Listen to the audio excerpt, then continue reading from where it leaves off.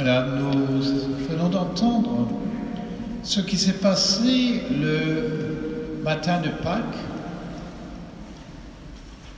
Dans un premier temps, pas grand-chose, je dirais.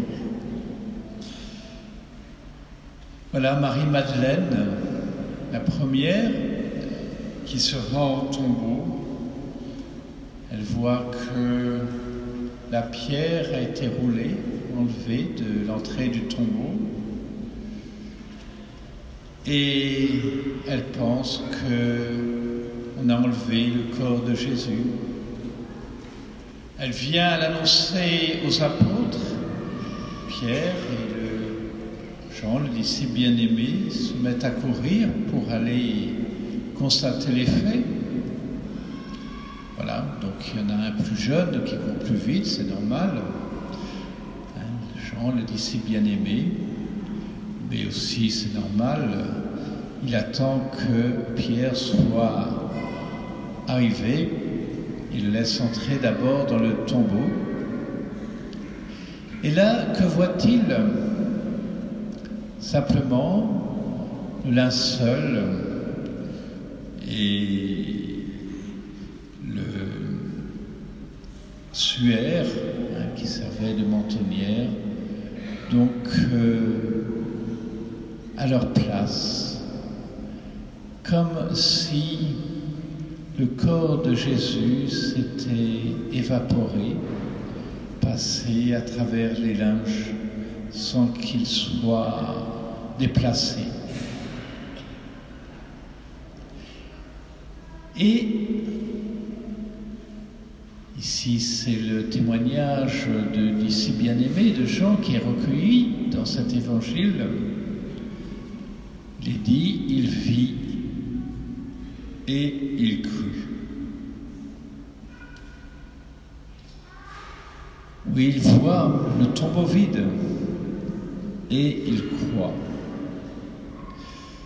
Les apôtres eux-mêmes ont dû passer par un acte de foi, et Jean le premier, pour accueillir le fait de la résurrection de Jésus.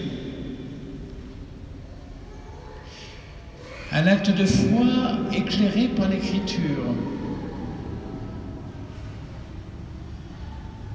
Il n'avait pas encore compris, mais voilà, cela lui revient, que selon l'Écriture, il fallait que Jésus ressuscite d'entre les morts.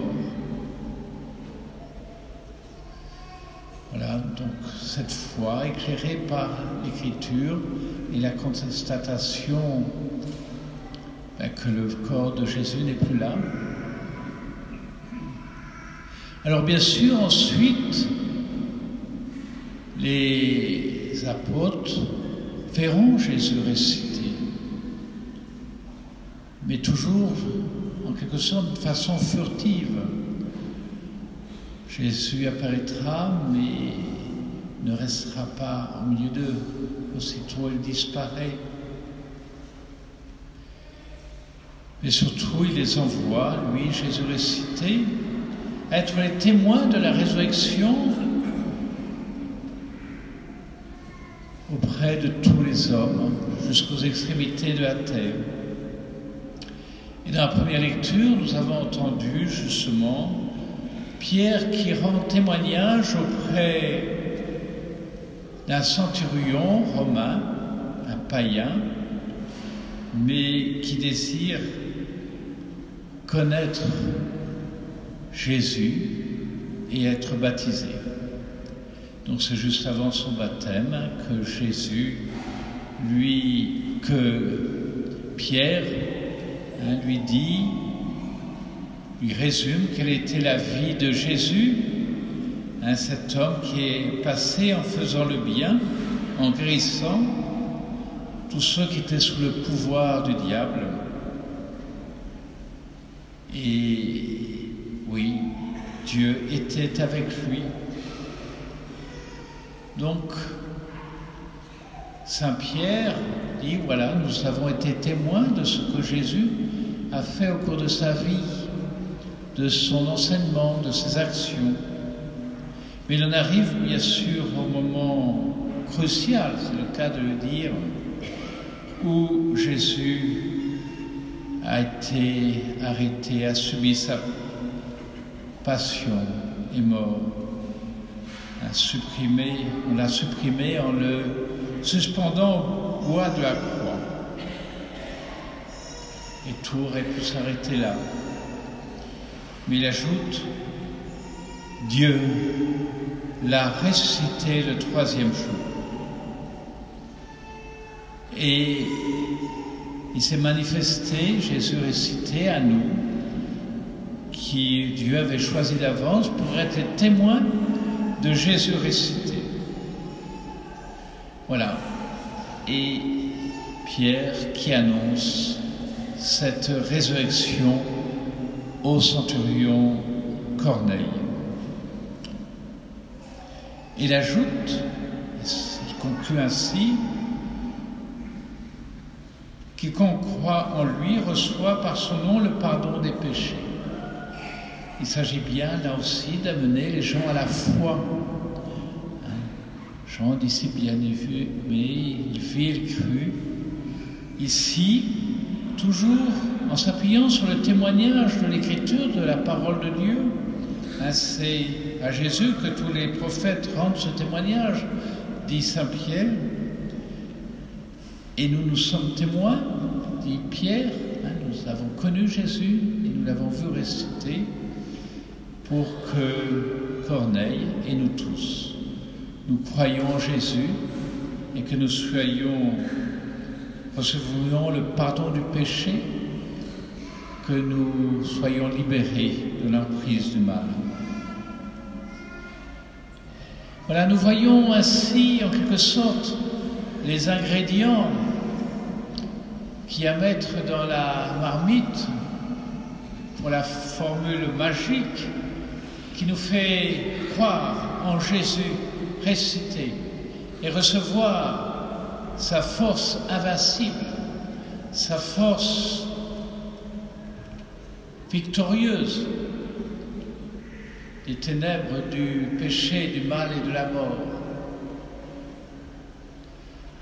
Oui, il s'agit de recevoir le témoignage des apôtres, d'être éclairé par la parole de Dieu dans la Bible,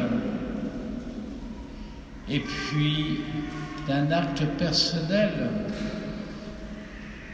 d'une expérience de foi qui nous rejoint dans notre vie d'aujourd'hui, voilà, pour entrer pleinement dans la foi de Jésus ressuscité, qui nous ressuscite avec lui, qui nous fait d'abord mourir au péché pour ressusciter avec lui à cette vie d'enfant de Dieu et être vainqueur avec lui, avec cette force née de sa résurrection par le don de l'Esprit Saint. Alors bien sûr, il ne s'agit pas d'une formule magique, mais il s'agit d'accueillir l'amour de Dieu pour nous, qui nous a donné la vie, qui nous a créés à son image, mais surtout, lorsque nous sommes éloignés de lui, lorsque nous nous sommes laissés entraîner par le diable, qui est le père du mensonge, et qui nous entraîne loin de Dieu, qui est source de la vie, à ce moment-là, Dieu nous a donné son Fils, nous a envoyé son Fils Jésus, qui nous a tout donné, qui a donné sa vie pour nous sauver de la mort et du mal, qui se donne lui-même ressuscité pour que nous recevions sa force vainqueur du mal, sa force d'amour, pour que nous naissions à la vie d'enfant de Dieu par l'Esprit Saint qui nous unit à Jésus ressuscité.